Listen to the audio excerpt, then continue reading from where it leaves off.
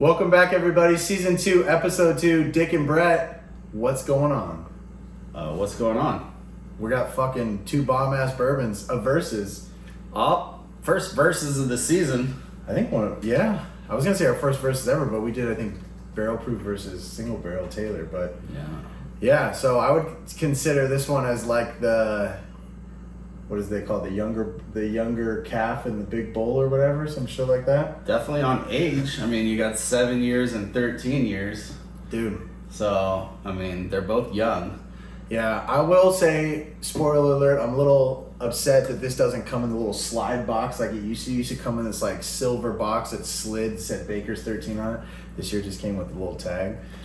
That's kind of bumming, but I think this is the second batch, at least the second year I've seen it come out. Obviously the 7 was good. Drank 3/4 of that bottle, so. Yeah, I mean, look at it this way. You got Bakers versus Bakers, right? So we're in the Jim Beam category again. These two are probably pretty well sought after. If you see them on your local markets, your grocery market store shelves, your liquor store, you're probably gonna pick this bottle up. I mean, it's a cool bottle. Never had anything bad to say about anything Baker's. Yeah. You know, so we're gonna versus these two. Like we're trying to stick with the trend here. A lot of bourbon for you guys right up front in your face. And I'm excited to get into them. We're gonna see what the difference is. So I guess that's what a versus is, right? I don't know. Yeah. Well, I mean, they're not the same, so it's not like a 7-year versus 7-year, but I think it's going to be interesting to see the contrast of this bourbon 6 years later. Both bottles sitting at 107 proof. Yeah. So there's just an age difference, how long they've been in the barrel. Obviously, they might have been stored in a different part of the rick house or whatever it might be, but at the end of the day, they're both 107. So I think a fair comparison. It'd be neat to see what the age statement will do to the complexity of the bourbons that we're trying right now. So. Yeah, you would assume you'd get more spice complexity, more barrel, but maybe not. Maybe not. We're going to try it out. The younger might be hotter or, yeah, you know, just depends. Well, sometimes the younger ones are hotter and sometimes the older ones are smoother, you know. I think what you said is key is they don't get wrinkles. So well, they don't tell you know, a lot of times people now are telling you the new thing is age statement and rick house. Yeah. So like everything is Wild Turkey, different warehouses, right, for Russells and shit. So everyone's. Whoa! All the hair just stood up on my.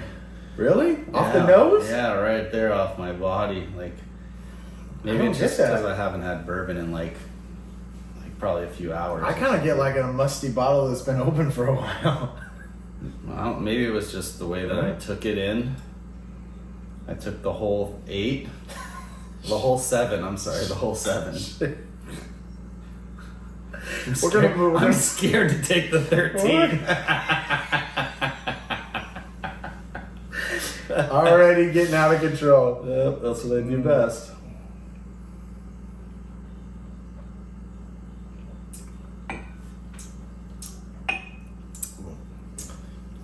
Well, I can definitely say it's Beam. Starts off nice and then immediately hits me with a good spice. I'm not mad at it. Drink's pretty smooth. Whew, I just got a little hug. Yeah. That was a delayed reaction hug right there. I just had finally hit that little windpipe or right that little area where it starts to disperse, and so it was a slow creeper, but I get but the finish is nice and smooth. It's still going, but it's faint. Yeah, I get like a creamy vanilla or some shit on the end, but I feel like it drinks at the proof. We've been drinking a lot of 100 proof and shit that's drinking above that 100 proof. I think this feels like 107 to me. It definitely does. Yeah, it feels like a 107. I mean, is this a wheated bourbon or not? Do you know? I don't think it is. No, I think Baker's has red in it. Yeah. Doesn't say, but no. Only wheated. I don't think Jim Beam has a wheated line.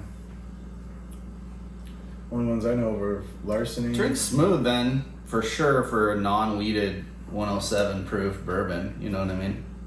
I like the hug. I'm still getting it.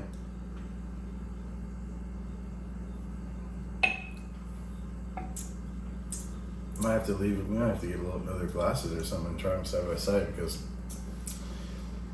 I'm interested to see what the major difference is. I think it's going to get smoother on the end, but it's already pretty smooth. Yeah, it's got just enough kick. Good bottle, man. You can't go wrong. I don't know what the price point. What's the price point on the 7? I don't know, 60, 70 bucks? 60, 70 bucks 50 at like a Total Wine or a...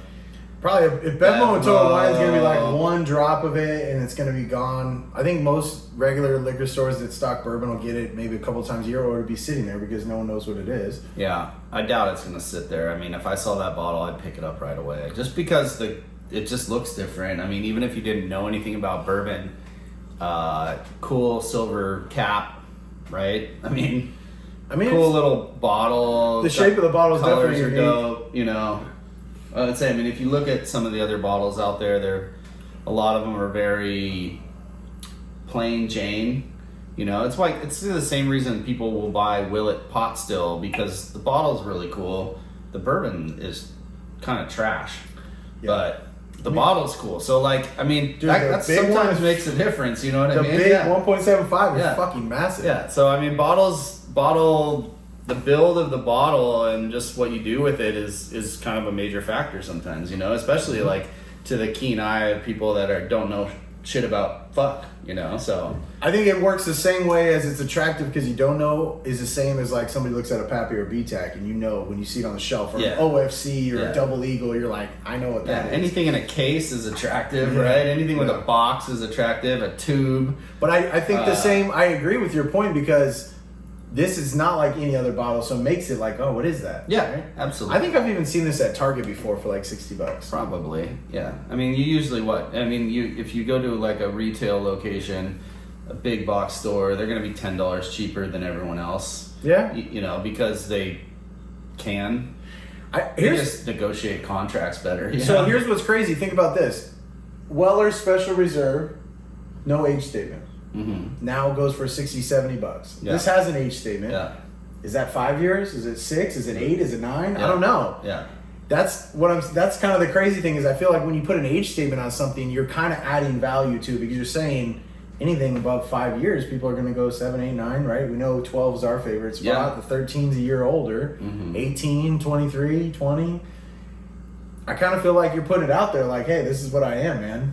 You can have a little bit of price point there. yeah. I like 7 years. I mean, I ain't mad at it. I like 8 years. I like 9 years. You know, 10 and above are preferred. Yeah. 15's a nice place to But, be. yeah, absolutely. 18. You know, makes you relive your childhood. I want to know what that old Fitz 19 is like. Jeez. Experience. Yeah, Yeah. I agree, man. Hey, well, we got, I don't know if you guys watched episode 1, you saw we got a new logo out there. We're trying to change some stuff up. We got a new intro. I'm rocking the old Dick and Brett hat, the first hat ever made that my wife made. We're trying to get it going this year, man. I'm ready to have some fun. We need to know if what we're doing is what people like. I mean, I think we'll see it in the viewings we saw in episode or season 1. Jesus, I'm all messed up. Episode 1. Yeah. We saw 50% increase on view time. Mhm. We don't have a million views out there, but still the people that are watching are actually watching it. So it seems like we're doing something right. Let us know. Yeah. We got a little off the chain last year Yeah, by it was the end. fun, though. You know, but it's fun, you know? So, I It was mean, we want to fun. keep the excitement going. We want to keep the fun going. You know, everybody's going to hit their lumps and their hills and their burnout sometimes. It doesn't matter what part of life you're in. You could be having the best time of your life. The day after is going to suck because Yeah. you're hungover and you're just not feeling it. Well, we're trying not to do that. We're trying to bring you as much bourbon as possible. So hopefully we don't do any repeats. If we do, it's simply because we like the bourbon a lot and we feel like more people would be more keen to watching that bourbon be re-reviewed at some point in time. So not guaranteeing that we'll do re-reviews, but we're going to try as much bourbon as we possibly can for you guys. And today it's a versus. So let's get to it. Let's go 13. You ready for the cork pop? I gotta be quiet. Yep. Last one, I gotta be quiet. Ready? Nice. I don't know. Yeah? Just kidding. Fuck. So we'll hit the 13. Yeah. And then we'll have Let's some see if beers. we can tell what's going on here between these two. Obviously, the 13 is going to be harder to get your hands on. Yeah, they went for a lot. So Kind of an exciting bottle for a lot of people. We're chasing it down and I got pretty stealing excited. it off shelves. put it this way: this is the variant of price point is out there. Got it for $150. Was super pumped. All the local shops were $2.99. Some $3.50. I'm like, So secondary, $2.99, $3.50, especially when they're popular, right? If something hits the shelves, you're not going to get it for MSRP at your local liquor stores because they all know the game. They all follow the, if you just plug in the price point or plug in the bottle online, you're going to get probably, let's say, 15 ads of that bottle in different stores selling it. If you just take an average of all the top prices and put them together, that's your secondary price, right? Now, if you have a relationship with your store owner, maybe he's just known for selling bottles a little bit above what the suggested retail price is, then at that point maybe you're getting a decent discount from your guy.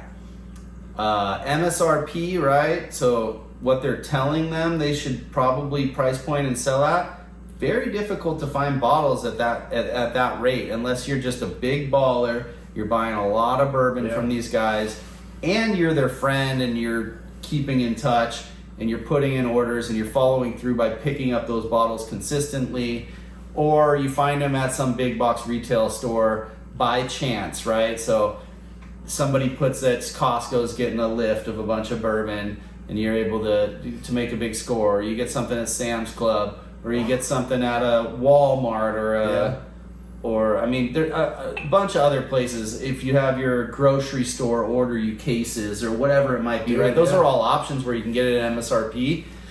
But likely is the majority of us are going to spend a little bit more on the bottle. So if you like something because it's new and it's the hotness, you're going to pay a little bit more. It's just the way it's okay with that. Yeah. So you talked about Walmart. My buddy's wife sent me something that Walmart in Temecula like a month ago had like all these Pappies and single barrels and shit. Wow. And I was like, what? I've found in my, I think it's 4 years of hunting now. Yeah. If you're patient and you get dialed in, you'll find it eventually.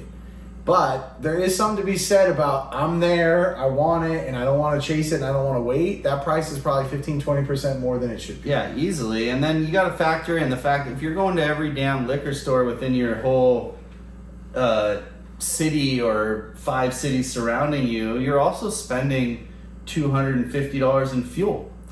Yeah. So you gotta, and your days, I just picked one or two shops and been religious, and some hooked me up better than others. There we go.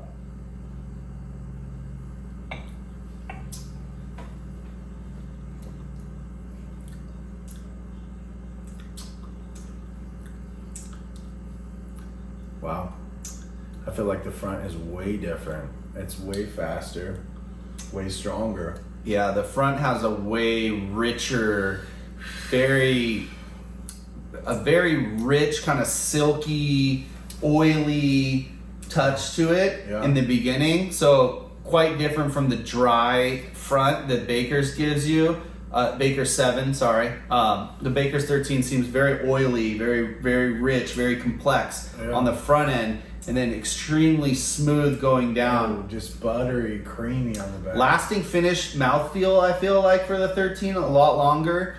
I don't know, it's because we just had the 7 and it kind of already gave us a hug, whether this is like a masked hug or not. So it'd be interesting to see if you just had the Baker's 13 first, whether you'd get that Kentucky hug. But I feel like because we already had, a nice pour of the 7 and really kind of let everything breathe already, that it might not affect your chest quite as well. But I mean, overall, that is really great on the oily side. It's more mature. Yeah, and it's smooth. I agree. I think we would get a little bit of a Kentucky hug, but I feel like, and again, maybe we switch them next time. Yeah. But I feel like this is like buttery, like just beautifuln's on the back end. Very little it's Kentucky really, hug. really clean the way that it releases everything.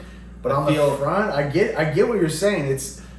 The difference, they talk about like tobacco and like the dry, that's what I agree with on the 7. This one, that oily, like resiny, like flavor, like it's hard to describe what that flavor is, but Yeah.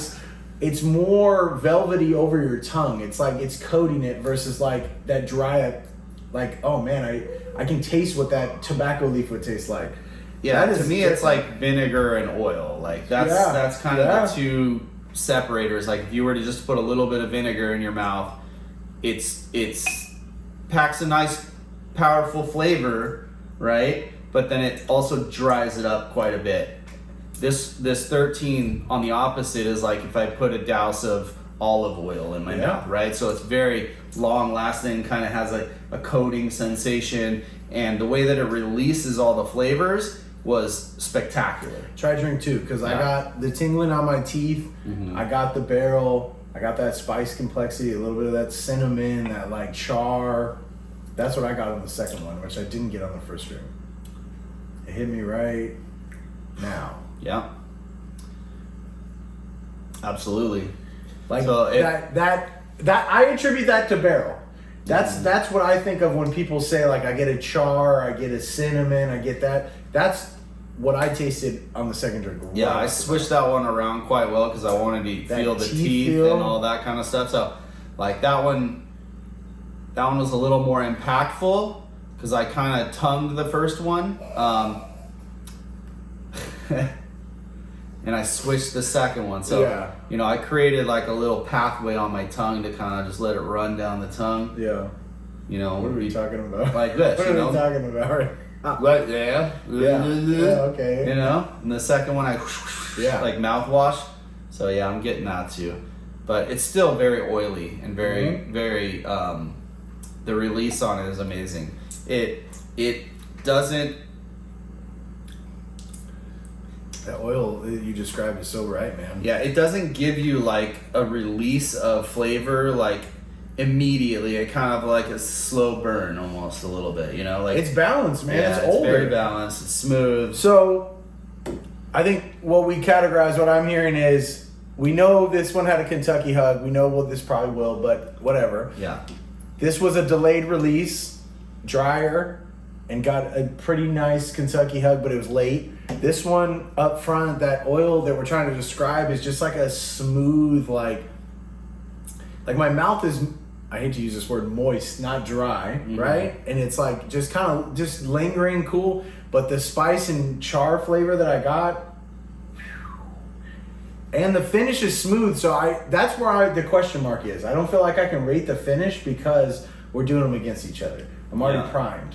Because I feel that like finish is money, but is it going to be that good when we don't have the 7? I feel like the finish to me just kind of moves places. Instead of taking place here for the 7, like after it's already gone down the esophagus and like you get a finish down here and through your chest, I feel like the Baker's 13 just finishes in your mouth. I mean, that's how I feel. I feel like there's cue cards behind the camera right now that someone's playing on putting the ball. There's in the nothing cue behind the camera. I guarantee you that. It's This guy's coming with the iPod on a tripod. Okay, Jeez. that's how we roll. All right. Hey, so I like them both. Obviously, I think this is my favorite, but I don't think it's a fair fight because I think we should try them the opposite way. I'm hands down the 13.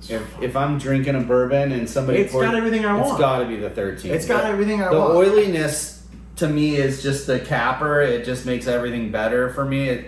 It's dark, man. That bottle has some serious color to it, and it shows in the sip, the pour. Let's see if they can see that. There's a total color difference between these two bottles. That one is dark and it's oily, and whatever barrel it was in was fucking superb. And this one is a little bit It's a little lighter. Look, you can see it if I do it like It that. just didn't pull as hard. There you go. And I'm a big fan of the 13 now. Yeah. Absolutely.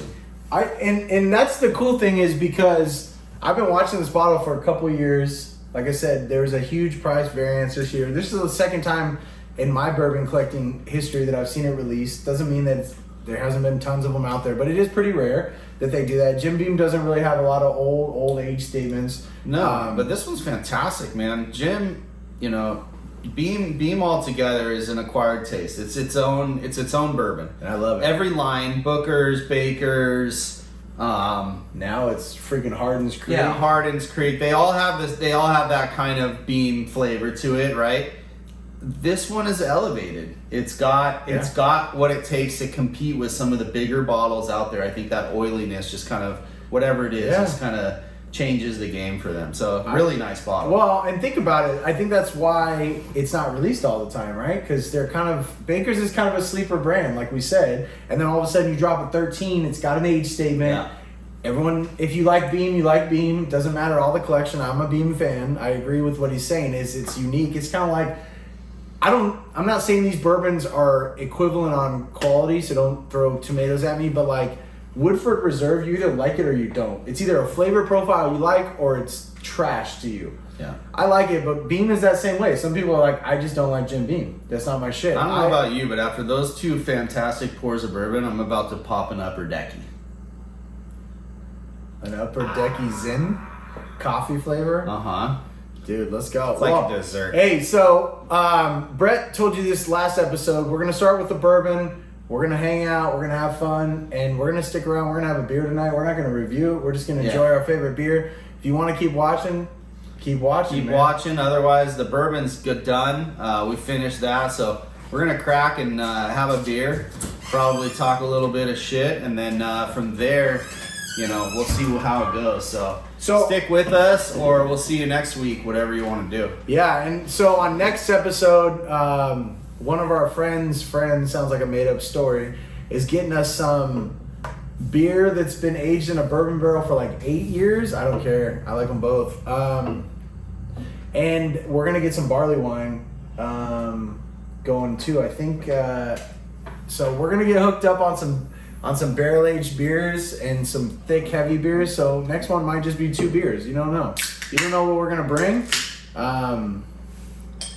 I know he likes that 28 haze later. It's I love his this. favorite. So good. If you're going to drink a hazy, I want it to be haze and cloudy. And Beechwood, dude, let's go. Killing it in the game. So, yeah, I mean, I feel like season 2 is going to be the game changer for us.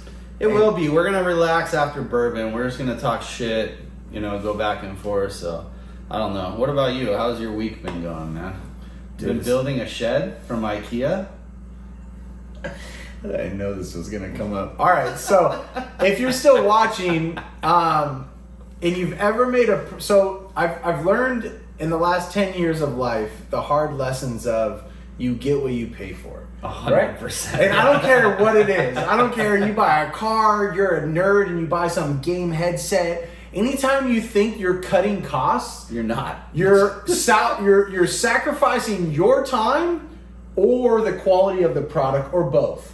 So what Brett is so eloquently bringing up is my wife's got some new business venture she's doing, and she needed a space of my garage, which is our podcasting spot. It's my normal garage. It's everything your like bar, that. It's the your bar. hangout This spot. this is everything you could ever imagine. It's his universe. This is it. It's all in this little like 12 by 12 square, Yeah. right?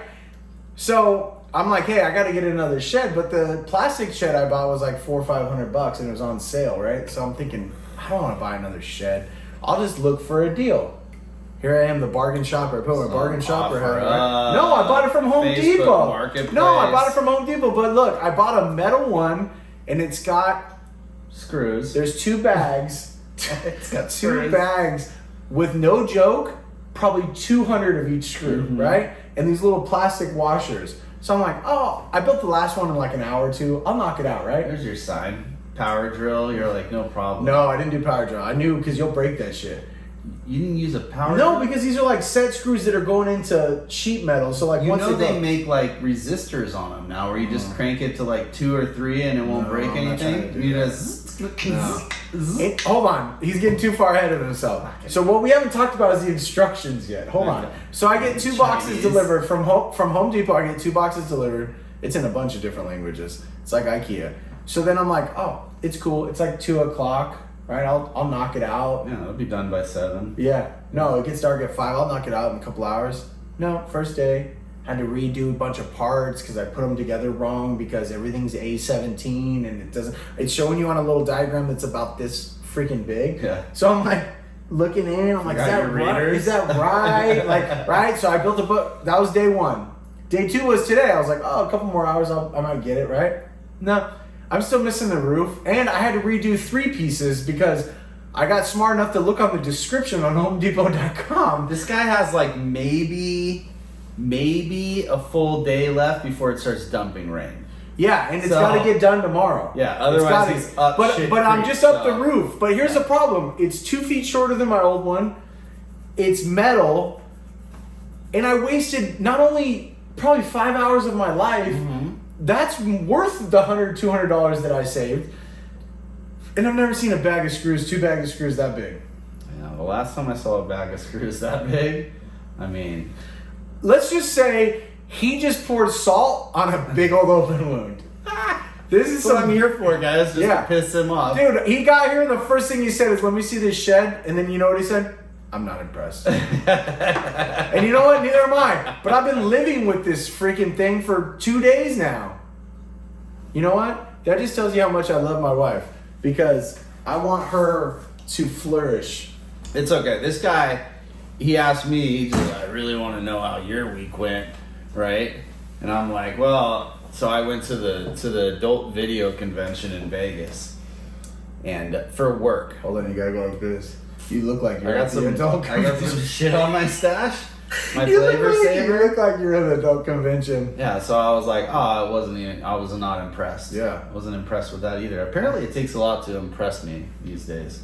You know what, Brett? I'll tell you this right now. 2024 has been a fucking shit show. Yeah, it didn't start off good. I No. got sick for like a month. So the month's not even over yet, but I'm still a little. Look, I'm not fucking hanging coughy. up. I'm not hanging my cleats up yet. It's month 1, but it's been rough out the gate.